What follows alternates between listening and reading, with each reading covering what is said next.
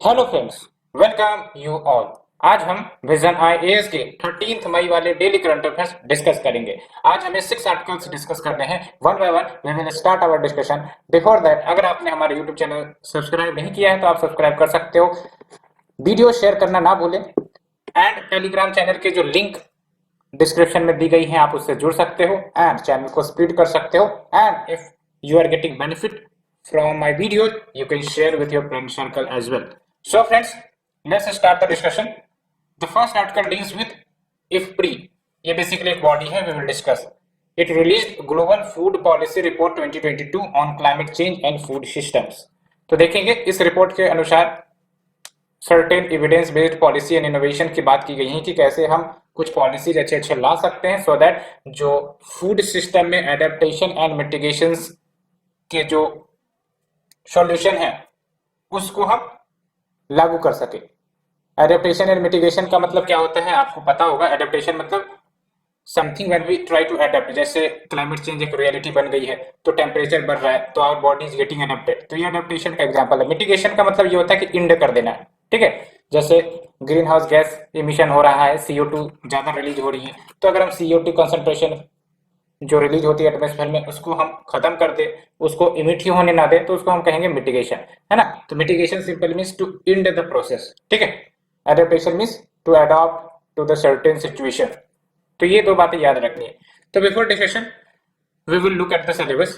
तो सिलेबस की बात करें तो देख लो, issues related to poverty and hunger. और आपको पता होना चाहिए कि जिस प्रकार से क्लाइमेट चेंज एक रियलिटी बनती जा रही है हमारे फूड सिस्टम पर, वो काफी ज्यादा असर डाल रही है। And if they are affecting the food system, तो मान के चलो जो पॉपुलेशन है which heavily depends on the food, उन पर भी समस्या आएंगी ही आएंगी। दैट्स वाई हमें अपने फूड सिस्टम में एडेप्टेशन एंड मिटिगेशन की कुछ पॉलिसीज इंटीग्रेट करनी पड़ेगी सो दैट हमारी फूड सिक्योरिटी है वो इंश्योर हो सके।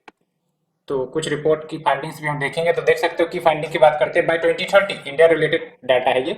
इंडिया का जो फूड प्रोडक्शन है वो आपका 16% से ड्रॉप हो सकता है। ये 16% इज वेरी इंपॉर्टेंट। वो इसीलिए क्योंकि मान के चलो, एक तो इंडिया में हैवी पॉपुलेशन है और दूसरी इंपॉर्टेंट बात की पॉवर्टी एंड हंगर की समस्या भी है।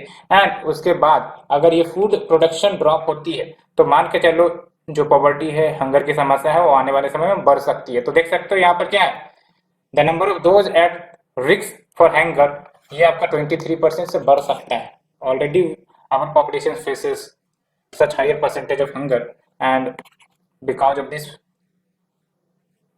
drop in food production it will get much more dense. And the second finding देख सकते हो आप, global food production will grow by about 60% over 2010 level by 2050 in the context of climate change. तो global level पर अगर देखा जाए तो जो फूड प्रोडक्शन है वो बढ़ेंगी, लेकिन इंडिया के लेवल पर क्या है, घट रही है। एंड देख सकते हो globally about 70 million more people will be at the risk from hunger, including more than 28 million in east and southern Africa. तो सबसे ज्यादा जो प्रभावित होंगे वो ईस्ट एंड सदर्न अफ्रीका के पॉपुलेशन प्रभावित होंगे। एंड आने वाले समय में more people will be added to the list of hunger, ठीक है। एंड जो मीट प्रोडक्शन है वो आपका डबल होने वाली है in South Asia and West and Central Africa by 2030, and by 2050 वो ट्रिपल होंगी। ये क्या इंडिकेट करता है कि आने वाले समय में जो मीट प्रोडक्शन की डिमांड है या मीट की डिमांड है वो बढ़ने वाली है, ठीक है। सो फ्रेंड्स, हमने ये डिस्कस किया। अब क्या कुछ पॉलिसी रिकमेंडेशंस की बात कही गई है। तो पहली बात तो वही कि जब भी आपको फूड सिक्योरिटी या फिर adaptation in the food system सब चीजें अपनानी हो तो you have to do the R&D, ठीक है। तो investment in R&D food climate and resilient resource efficient sustainable innovation in the food system, ये तो बात कहीं पर भी आप चिपका सकते हो। ये जनरल स्टेटमेंट है, ये कहीं पर भी चिपका सकते हो अगर क्लाइमेट रिलेटेड कुछ मैटर आता है तो, ठीक है। इन्वेस्टमेंट इन R&D ये ऐसा जनरल टर्म आपको भी लग रहा होगा, ठीक है। And holistic inclusive governance and management किए जाने चाहिए वाटर के, land, forest, energy resources. When we talk about inclusive governance यानी कि सबको साथ लेकर चलना है। इंक्लूसिव मतलब वही होता है taking all at the same time, ठीक है। And next is promoting healthy diets and increase sustainability of food production. हाँ, ये भी है कि जो फूड प्रोडक्शन किए जाते हैं उसकी सस्टेनेबिलिटी बढ़ाई जाए। सस्टेनेबिलिटी बढ़ाई जाए यानी कि we can move to the organic food production, ठीक है। लेस फर्टिलाइजर, सॉइल प्रोडक्टिविटी बढ़ाई जाए, ठीक है।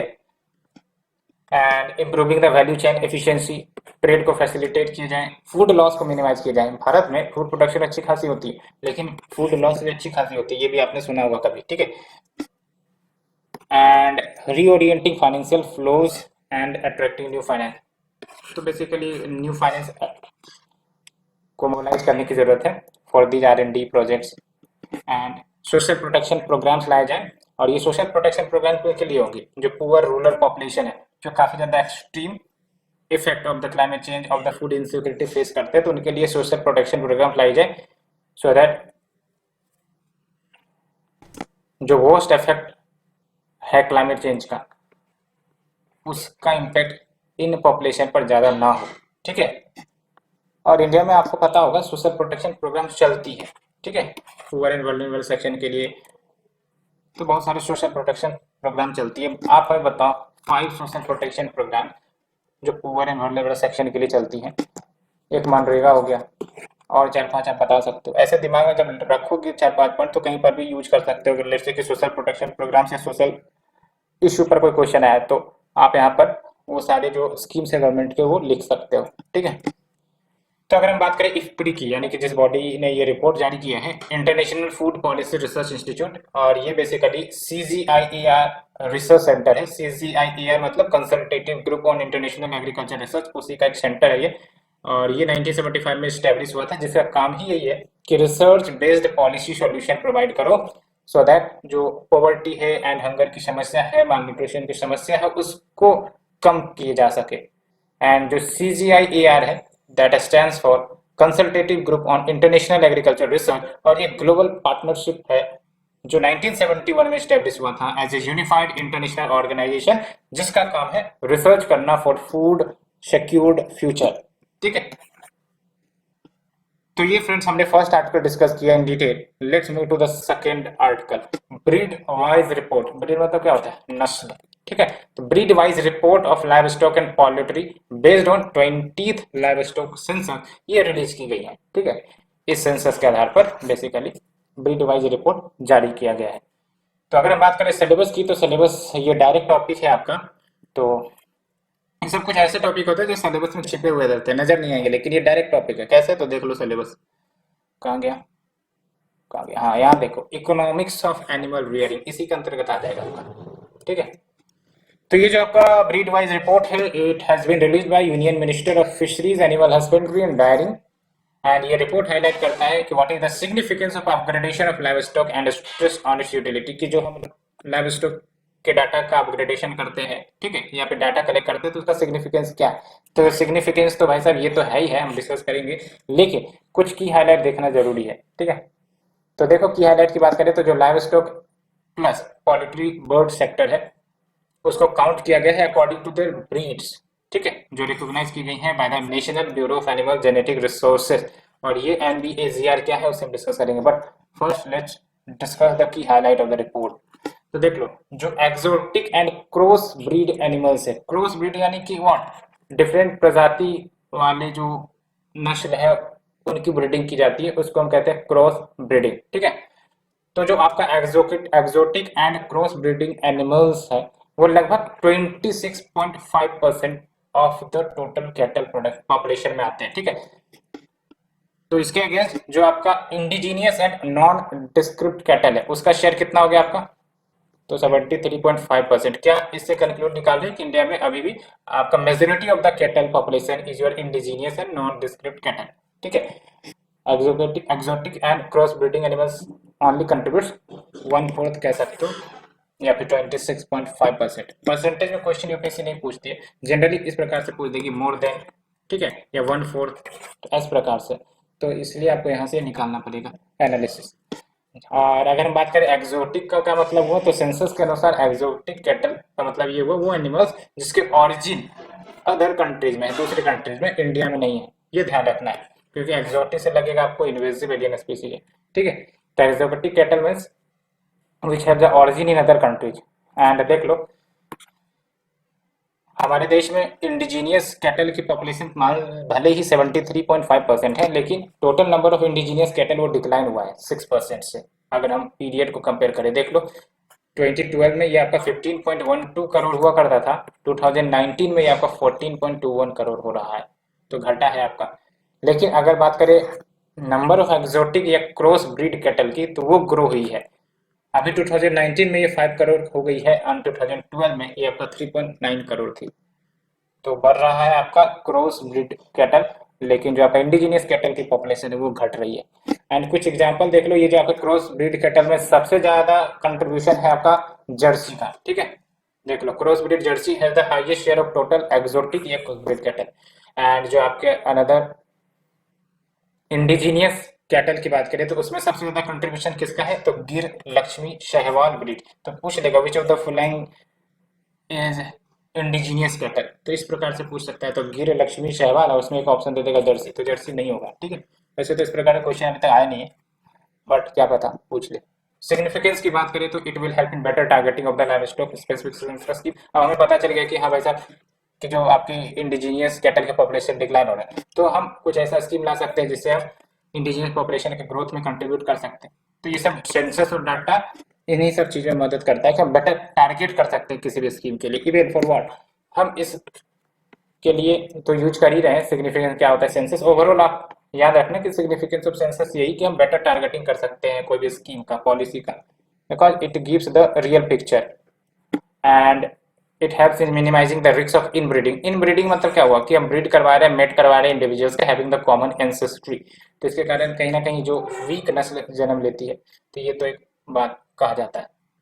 तो help in minimising the risk of inbreeding and further boost genetic research, तो ये सिग्निफिकेंस है। And when we talk about NBAGR, NBAGR जो हमने डिस्कस किया था, National bureau of animal genetic Resources, तो एनबीएजीआर की बात करें तो देख लो इसका एम क्या है, आइडेंटिफाई किया जाना, characterise, evaluate, conservation and utilisation of livestock and poultry genetic resources, ठीक है। इसका हेडक्वार्टर कहाँ है, करनाल हरियाणा में, और इसको स्टेब्लिश किया गया था by merging national bureau of animal genetic resources plus national institute of animal genetics 1995 में। सो फ्रेंड्स, ये हमने सेकंड आर्टिकल डिटेल से डिस्कस किया। Let's move to the third article, prime minister pushes reforms in the world health organisation. अब ये तो जब Covid आई थी तो आपको भी लगता होगा कि डब्ल्यूएचओ का क्या ही रोल रह गया है, जब वो ठीक तरीके से कोविड के मैटर को डील ही नहीं कर सकता। तो उस समय से ही डब्ल्यूएचओ में रिफॉर्म्स हुए थे, तो उससे पहले ही, लेकिन जब कोविड आया तो कमियां निकल कर आई डब्ल्यूएचओ की, और कहीं ना कहीं रिफॉर्म्स की बात चल रही है। लेकिन दिक्कत ये होता है कि ये सब जो यूनाइटेड नेशन की संस्था है, इसमें रिफॉर्म की बातें चलती हैं, लेकिन जब बात करें रिफॉर्म करने की तो वो कहीं ना कहीं नहीं देखने को मिलता है, ठीक है। उसी प्रकार से जो आपका यूनाइटेड नेशन सिक्योरिटी काउंसिल है, उसमें भी रिफॉर्म की बात चलती है, लेकिन रिफॉर्म नहीं हो पाता, ठीक है। तो यहाँ पर प्राइम मिनिस्टर ने पुश किया है सर्टेन रिफॉर्म्स जो डब्ल्यूएचओ में होने चाहिए। क्या कुछ रिफॉर्म्स की बात की गई है, और यहाँ से क्वेश्चन आते हैं, ठीक है। कोविड के कंटेक्स्ट में आपको क्वेश्चन दे देगा कि क्या रिफॉर्म्स आप सजेस्ट करते हो डब्ल्यूएचओ में होने चाहिए, ठीक है, बिकॉज कोविड-19 ने कहीं ना कहीं डब्ल्यूएचओ की खामियों को रिफ्लेक्ट किया है। तो अगर हम बात करें सिलेबस की, तो the syllabus will be dealt with the important international organisation, institutions, agencies, forums, their mandate, ठीक है, डायरेक्ट टॉपिक है इसीलिए। तो अभी ये जो प्राइम मिनिस्टर ने रिफॉर्म पुश किया है, इट इज बेसिकली अभी जो second global Covid virtual summit हो रही है, और यहीं पर पीएम ने रिफॉर्म की बात सजेस्ट की है। और ये जो समिट है ये को होस्ट की गई थी यूनाइटेड स्टेट्स के द्वारा। क्या थीम है, preventing pandemic fatigue and prioritising preparedness. Covid के दौरान हम लोग ने कहीं ना कहीं प्रायोरिटाइजिंग प्रिपेयर्डनेस पर ही ध्यान नहीं दिया, दैट्स वाई समस्या बढ़ती ही चली गई, ठीक है। And first global covid summit ये आपका सितंबर 2021 में हो चुका था, अभी आपका सेकेंड हुआ है यहाँ पर देखो, ठीक है। एंड ये रिफॉर्म की नीड क्यों जरूरत पड़ रही है, तो it is basically to build more resilient global health security architecture, ठीक है। Global health security architecture it is all because कि ऐसे प्रकार के इस प्रकार के पैंडेमिक आने के बावजूद कहीं ना कहीं जो ग्लोबल लेवल पर जो रेजिलेंसी दिखानी चाहिए थी ऑर्गेनाइजेशन को, वो कहीं ना कहीं ऑर्गेनाइजेशन ने नहीं दिखाई। अब क्या खामियां रही, उस खामियां को दूर करेंगे तभी तो दोबारा जो डब्ल्यूएचओ हो इनएफिशिएंट ना रहे, ठीक है। तो क्या रिफॉर्म सजेस्ट की गई देख सकते हो। तो जो डब्ल्यूटीओ के रूल्स है, वर्ल्ड ट्रेड ऑर्गेनाइजेशन के रूल्स, उनको फ्लेक्सिबल बनाना पड़ेगा related to the TRIPS, trade related aspects of intellectual property rights. ऐसा इसलिए बिकॉज ये जो आपका वैक्सीन वाला इशू आया था ना, कि वैसा इमरजेंसी पर्पज के लिए कहीं जो आपके इंटेलेक्चुअल प्रॉपर्टी वाले कंसेप्ट है उसको साइडलाइन कर देनी चाहिए, सो दैट दूसरे देश भी वैक्सीन प्रोड्यूस कर सके और कोविड-19 से डील कर सके। उसी के मैटर में ये स्टेटमेंट है कि फ्लेक्सिबल किए जाने चाहिए WTO के जो रूल्स है related to the trade related aspect of intellectual property rights. And हाँ, ये भी देख लो, जो WHO का अप्रूवल प्रोसेस है वैक्सीन के लिए उसको स्ट्रीमलाइन फास्ट ट्रैक करने की जरूरत है, so that supply chain stable and प्रोडक्टेबल रह सके। एंड जो WHO की फंडिंग होती है, governance, transparency for the use of the funds, उसमें भी कुछ इम्प्रूवमेंट सजेस्ट किए हैं। जैसे फॉर एग्जांपल WHO का जो रेगुलर बजट है जो भी एलोकेट होती है उसको बढ़ाए जाने चाहिए, सो दैट जो कोर एक्टिविटीज है जो WHO चलाती है ना, जैसे मलेरिया एलिमिनेशन प्रोग्राम, ऐसे बहुत सारे प्रोग्राम जो चलाती है, तो सफिशिएंटली फाइनेंस हो सके इन प्रोजेक्ट्स के लिए। ठीक है, नहीं तो फिर ओवरवेलमिंग बर्डन आ जाता है डेवलपिंग कंट्रीज के ऊपर, बिकॉज डेवलपिंग कंट्री के पास उनके उतने पैसे तो होते नहीं to deal with this type of diseases. And next suggestion यूजिए कि एक ऑब्जेक्टिव क्राइटेरिया होने चाहिए जिसमें डेफिनेट क्लियर पैरामीटर्स होने चाहिए, सो दैट अगर कोई पब्लिक हेल्थ इमरजेंसी आ रही है या फिर कोई हेल्थ रिलेटेड इमरजेंसी आ रही है ना, तो अगर वो उस क्राइटेरिया को फुलफिल कर रहा है, पैरामीटर्स को फुलफिल कर रहा है, तो बिना देरी किए हुए पब्लिक हेल्थ इमरजेंसी डिक्लेयर हो जाए ऑफ इंटरनेशनल कंसर्न। जैसे कोविड-19 में कहीं ना कहीं यही तो इशू आई थी ना, बहुत बाद में डिक्लेयर किया गया था वर्ल्ड ओवर पर पैंडेमिक। तो एक प्रॉपर डेफिनेट क्राइटेरिया होनी चाहिए कि हाँ ये अगर थ्रेशोल्ड क्रॉस करेगा तो अल्टीमेटली फिर आपका डिक्लेयर हो जाने चाहिए। तो फ्रेंड्स ये हमने आर्टिकल नंबर 3 डिस्कस किया। यहाँ पर देख लो कोर फंक्शन ऑफ WTO क्या है, providing leadership on the matters which is crucial to the health as well as partnership में इंगेज करना whenever needed. Research agenda को मजबूत करो, नॉर्म्स एंड स्टैंडर्ड्स सेटअप करो, and providing the technical support, monitoring the health situation, assessing the health trend. तो ये सब core function है WTO के। तो आप कैसे याद रख सकते हो, leadership, research agenda, norms and standards, policy options, technical support, monitoring. So friends, इसे डिस्कशन में let's move to the next article. Astronomers capture first image of milky way huge black hole. आपको पता होता होगा यूनिवर्स से related अगर आप study में इंटरेस्टेड रहते होगे, तो जो भी हमारा गैलेक्सी है कहीं ना कहीं उसके अंदर ब्लैक होल देखने को मिलता है। ब्लैक होल बेसिकली एक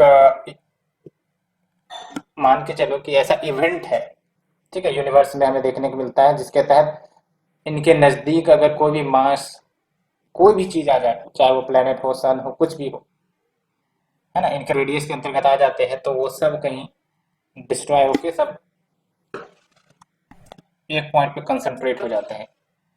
ठीक है, सारी चीज को ये अट्रैक्ट कर देगा, even light can not escape from it. ठीक है, तो before discussing the article look at the syllabus. Syllabus की बात करें तो देखो, awareness in the field of space. ठीक है,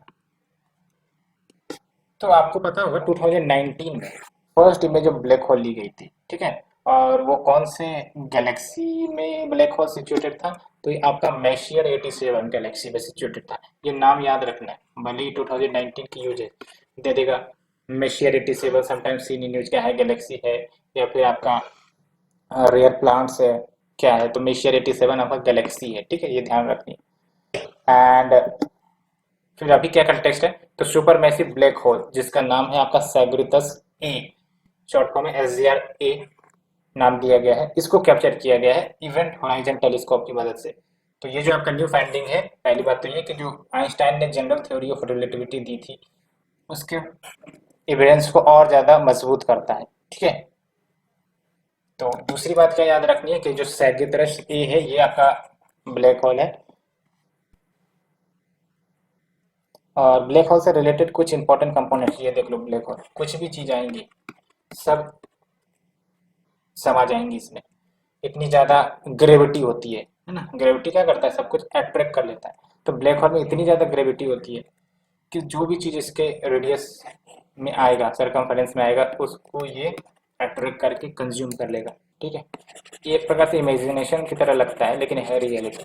बहुत सारी चीजें हम यूनिवर्स के बारे में नहीं जानते, हम अपने बारे में नहीं जानते, लेकिन वो रियलिटी होती है। ठीक है, तो when we talk about the black hole, देख सकते हो black hole refers to a point in space, ज्यादा ये होता नहीं है, पॉइंट इन स्पेस, और मैटर इतनी ज्यादा कंप्रेस हो जाती है एंड ग्रेविटी इतनी ज्यादा मजबूत होती है कि even light can not escape, light को भी ये खा लेगा, ठीक है। एंड अगर हम बात करें साइज की, तो it can vary from as small as one atom, one atom का साइज हो सकता है, लेकिन अगर मास करें तो मास जो है it can be more than the million suns, यही तक सिग्निफिकेंस इसका। It can be as small as one atom, लेकिन मास की बात करें तो it can be more than million of sun. जो आपका ये हुआ था, क्या कहते हैं उसको, बिग बैंग, तो बिग बैंग भी तो कुछ इसी प्रकार का कंसेप्ट है कि कंसंट्रेटेड था सारा मास, फिर अल्टीमेटली ब्लास्ट हुआ, फिर मैटर सब कुछ बनते चले गए, है ना। और ब्लैक होल के चार मेन टाइप्स बताए जाते हैं, miniature, intermediate mass, stellar and supermassive black hole. एक स्टेलर ब्लैक होल हो गया, सुपरमैसिव ब्लैक होल हो गया, मिनिएचर मतलब साइज के आधार पर। और ये दो कीवर्ड याद रखने, इवेंट होराइजन और सिंगुलरिटी, ठीक है, ये दो पूछ सकते हैं क्वेश्चन में। सिंगुलरिटी की बात करें तो जैसे ब्लैक होल है, तो ब्लैक होल का एक अपना रेडियस होगा, प्रभावित क्षेत्र होगा, तो जो सेंटर होगा ब्लैक होल का उसको हम सिंगुलरिटी कहते हैं, ठीक है। देख लो, singularity is the very centre of the black hole, जहां पर मैटर जो है पूरा कोलैप्स हो गए होंगे, ठीक है, और इनफाइनाइट डेंसिटी होती है। डेंसिटी इनफाइनाइट क्यों है? बिकॉज सारे मास जो है वो आपका कंज्यूम कर ले रहा है सिंगुलर पॉइंट लोकेशन में, ठीक है। और ये इवेंट होराइजन बेसिकली रेडियस होता है around the centre of the black whole, और इस रेडियस के पास या इस रेडियस को अगर हम क्रॉस कर देंगे तो जो भी आपका मैटर होगा, जो भी आपका प्लेनेट सन कुछ भी क्यों ना हो, सारा आकर्षित होकर वो ब्लैक होल के सेंटर में चला जाएगा, और इसके बियॉन्ड रहते हैं, यानी कि इवेंट होराइजन के रेडियस के बियॉन्ड रहते हैं, ठीक है, तो कहीं ना कहीं हम उसके ग्रेविटी से प्रभावित नहीं रहेंगे। इसी को कहते हैं the point of no return, कि इसको अगर क्रॉस किया तो फिर रिटर्न हो ही नहीं सकते। तो ये आपका कॉन्सेप्ट है। सो ये हमने डिस्कस किया फ्रेंड्स ब्लैक होल के बारे में। ये इवेंट होराइजन देख लो, region of space beyond the black hole is called the event horizon, है ना। And this is the point of no return beyond which it is impossible कि जो ग्रेविटेशनल इफेक्ट है ब्लैक होल का उससे हम वंचित हो, या फिर उससे हम एस्केप हो सके। इवेंट होराइजन टेलीस्कोप की बात करें जिन्होंने डिस्कवर किया, तो 8 रेडियो टेलीस्कोप का यह ग्रुप है, और इसका बेसिक एम यही था कि जो रेडियो वेव्स है उसको डिटेक्ट किया जाए स्पेस से, and it is located in the different parts of the world through international collaboration. So friends, इससे डिस्कस करने के बाद let's move to the next article. US proposes pick and choose Indo Pacific economic framework. तो basically आप देखते होंगे कोई भी यूएस में प्रेसिडेंट आते हैं वो अपनी अपनी इंडो पैसिफिक के लिए पॉलिसी लेकर आते हैं, तो अभी US administration, Joe Biden administration ने ये आपका इंडो पैसिफिक के लिए अपनी पॉलिसी लेकर आया है, ठीक है। तो क्या कुछ बातें हैं इसमें वो हम देखेंगे, लेकिन सबसे पहली बात सिलेबस देखते हैं। इसमें इंडिया का अहमियत तो रहेगा ही रहेगा, जब भी इंडो पैसिफिक की बात होगी इंडिया की अहमियत रहेगा ही रहेगा। कहाँ गया, where is this syllabus, syllabus. ये आप देखो, effect of policies and politics of developed and developing countries on India interest, ठीक है। तो ये जो आपका IPEF है, यानी कि इंडो पैसिफिक इकोनॉमिक फ्रेमवर्क जो प्रपोज की गई है, वो बाइडेन एडमिनिस्ट्रेशन का एक प्रकार से आंसर है टू द क्वेश्चन कि जो यूनाइटेड स्टेट की क्या इकोनॉमिक कमिटमेंट है to the Indo Pacific reason,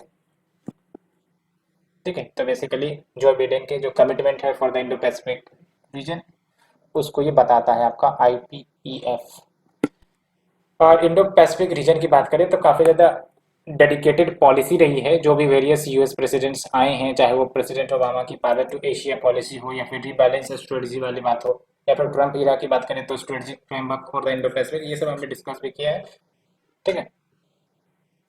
तो ये क्या इंडिकेट करता है? ये इंडो पैसिफिक की अहमियत को इंडिकेट करता है, और जो भी पॉलिसी इंडो पैसिफिक के लिए यूएस ने लेकर आई है उसमें इंडिया एक मेजर पार्टनर के रूप में देखा जाता है, ठीक है। तो देख लो, जब हम बात करते हैं IPEF की, तो ये एक प्रकार से प्लेटफॉर्म है कि जो भी इकोनॉमिक इश्यूज हैं इंडो पैसिफिक रीजन में, उन इकोनॉमिक इश्यूज को डील किया जाए वेरियस नेगोशिएशन के माध्यम से, और ये 4 पिलर पर आधारित है। फेयर एंड रेजिलेंट ट्रेड हो, है ना, सप्लाई चेन रेजिलेंसी हो, सप्लाई चेन रेजिलेंसी यानी कि हम ग्लोबल लेवल पर इतने सारे प्रोडक्ट्स इधर से उधर जाते रहते हैं, ठीक है। तो अगर कोई देश एक्सपोर्ट करने से मना कर दे तो सप्लाई चेन तो डिस्टर्ब हो जाएगी ना। जैसे कोविड-19 में सप्लाई चेन काफ़ी ज़्यादा डिस्टर्ब हो गई थी बिकॉज वेरियस नेशन ने एक्सपोर्ट करना ही बंद कर दिया था। तो इसलिए सप्लाई चेन रेजिलियंसी भी इंश्योर करनी है as well as infrastructure, clean energy and decarbonisation, ये सब भी पॉलिसी है। टैक्स एंड एंटी करप्शन ये भी है। और जो यूनाइटेड स्टेट है, इंडिया के जो पार्टिसिपेशन है इन द IPEF, मैंने आपको बताया भी, it seems as very important. और अगर हम बात करें इंडिया के रेस्पेक्ट में, इंडिया ने क्या रिस्पॉन्स दिया है, तो India sees the framework in a positive light, ठीक है। एंड भारत जो है इन बात पर भी सहमत होता है with respect to the supply chain resilience pillar, but इस फ्रेमवर्क में कुछ फ्लेक्सिबिलिटी लाने की भी बात कही है to create incentives for the country जो ज्वाइन करेंगे इसे। और देख लो आप, यूएस जो है इंडिया को एक वाइटल पार्टनर के रूप में देखता है whenever there is an economic engagement related respect in the Indo-Pacific region. And Indian government के साथ जो यूएस है काफ़ी ज़्यादा एक्टिवली इंगेज भी कर रहे हैं to address the questions about the framework. And इसी के बैकड्रॉप में चाइना का क्या चलता है, चाइना का बेल्ट एंड रोड इनिशिएटिव चलता है। और इंडो पैसिफिक की बात करें तो इकोनॉमिक के लिहाज से भी काफ़ी ज़्यादा इंपॉर्टेंट है, सिक्योरिटी एस्पेक्ट्स के लिहाज से भी काफ़ी ज़्यादा इंपॉर्टेंट है, ठीक है। क्योंकि ग्लोबल ट्रेड अगर हम बोले तो इंडो पैसिफिक रीजन काफ़ी ज़्यादा कंट्रीब्यूट करता है, इसलिए सिक्योरिटी प्लस इकोनॉमी दोनों को ध्यान में रखा जाता है। Let's move to the last article. Ministry of AYUSH and food safety and standards authority of India formulates regulations for Ayurveda Aahar product. तो जो आयुर्वेदिक आहार प्रोडक्ट्स होंगे उनके लिए क्या कुछ रेगुलेशंस हैं, वो बेसिकली दोनों ने मिलकर यानी कि ministry of AYUSH plus food safety and standard authority of India इन्होंने फॉर्मुलेट किया। तो before discussing look at the syllabus first, तो सिलेबस की बात करें तो it will be detailed article number 6 and where is your 6, हाँ ये आपका 6 हो जाएगा। Basically issue of buffer stocks and food security guidelines इस अधीन होगा। तो जो रेगुलेशन वो फ्रेम इसलिए की गई है कि जो आपके आयुर्वेदिक फूड प्रोडक्ट्स प्रोड्यूस किए जाते हैं उसकी क्वालिटी इंश्योर कर सके एंड जो इंटरनेशनल मार्केट है मेक इन इंडिया प्रोडक्ट्स का उसको एक्सपेंड कर सके। और वो तभी एक्सपेंड होगा जब क्वालिटी इंश्योर होगी, है ना। जो भी प्रोडक्ट्स है वो बेस्ड ऑन स्टैंडर्ड्स डेवलप किए जाएंगे, बनाए जाएंगे। एंड ऑल्सो ये जो रेगुलेशन है वो स्ट्रेंथन करेगा इंडिया का जो ग्लोबल पोजीशन है as a custodian of AYUSH system. AYUSH में क्या आ जाता है, आयुर्वेदा, योगा, यूनानी, ठीक है, होम्योपैथी। तो क्या की हाईलाइट है रेगुलेशन के, तो देख लो, manufacturing and marketing of Ayurveda Aahar products, जो भी आयुर्वेदा आहार प्रोडक्ट्स बनाई जाएंगी वो या उन्हें फॉलो करना पड़ेगा strict food safety and security standards regulation 2022 rules, यानी कि इस रूल को फॉलो करना पड़ेगा। साथ ही साथ आयुर्वेदा आहार के लिए प्रेयर अप्रूवल लेना पड़ेगा which will be in accordance with the food safety standards regulation 2017।